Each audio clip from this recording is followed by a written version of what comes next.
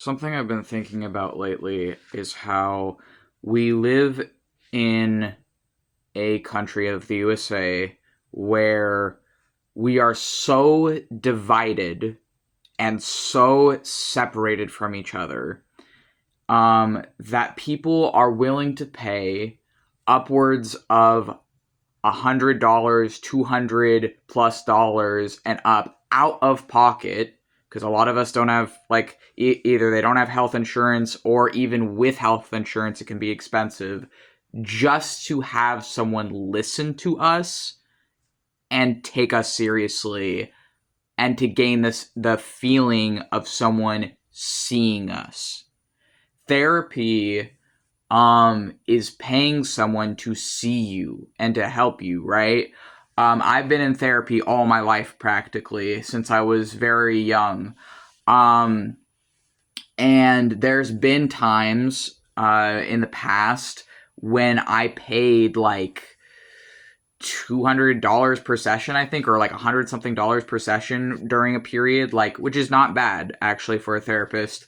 But my point is like, myself included, we live in a society so divided where people are willing to pay upwards of $100 out of pocket just for someone to see them, just for someone to acknowledge them, just for someone to hold space for them. Literally.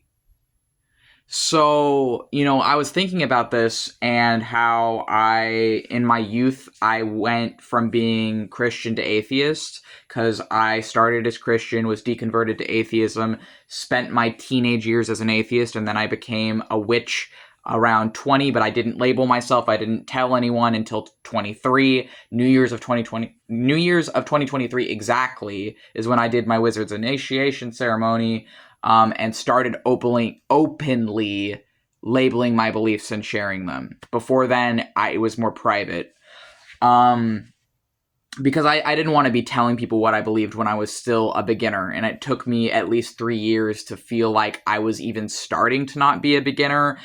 Anyways, but I bring this up because the feeling of talking to gods, the feeling of prayer, the feeling of having a relationship with a god, or the feeling of, if it's not prayer, in the case of invocation, which is something us witches and sorcerers do, if you're invoking a spirit and talking to them, that would be our equivalent to what other people use prayer for.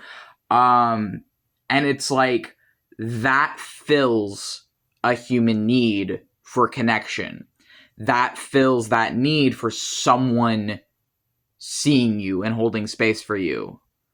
So I think that I'm making this video because I was reminded of this recently, because I saw that another witch had said the gods are not your therapist. I didn't watch the video, just saw the title. And it got me thinking, just the sentence alone, the gods are not your therapist. Yes, the gods are not your therapist. However, for people who have been repeatedly brutalized and separated and outcast throughout their life, who just need someone to see them as they are, the gods can give you that. They can.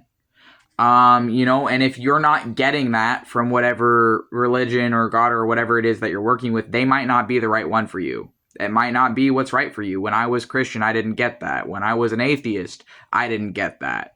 As a sorcerer, I get that, though. I get that feeling. And an hour a month for that feeling is not enough.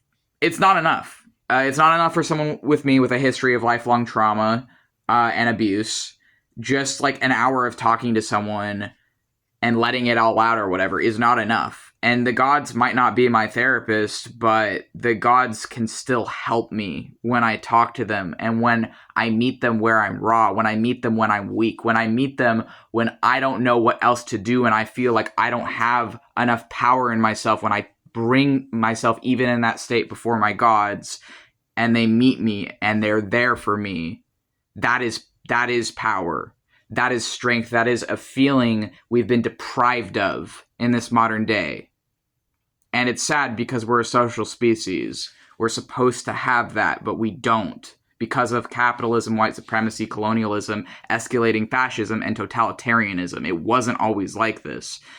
Even before I was born, there was times where neighbors talked to each other. There was times when people would like socialize with each other. There was a time, even in US history, not even that long ago, where you could, on minimum wage, own a house, send your kids to college, have a car, and provide for your family. That was, possible in the past, in like the 50s through like a bit beyond that. And then when Reaganomics happened and he effed over the economy, we've just been essentially declining ever since, and now we're in fascism. Now it's gotten to the point where it's just, there's this huge divide between the rich and everyone else. And it wasn't always like that. And it's coming out in ways such as my history of having been in therapy my whole life because there wasn't a single safe adult around me. There was not a single adult that I could emotionally depend on as a child. So the gods might not be our therapists, but they're saving people like me's life. And I shouldn't say that. I shouldn't say that because that's putting too much responsibility on them, and that's codependency and kind of not how I should phrase that. They're giving people that feeling that is among the feelings that can save people's lives, because therapists give people the same feeling. So even if gods aren't therapists, they can still give people a safe feeling, and that safety is what heals and saves people's lives. That safety. And when you learn safety, true safety, you can then give that to other people.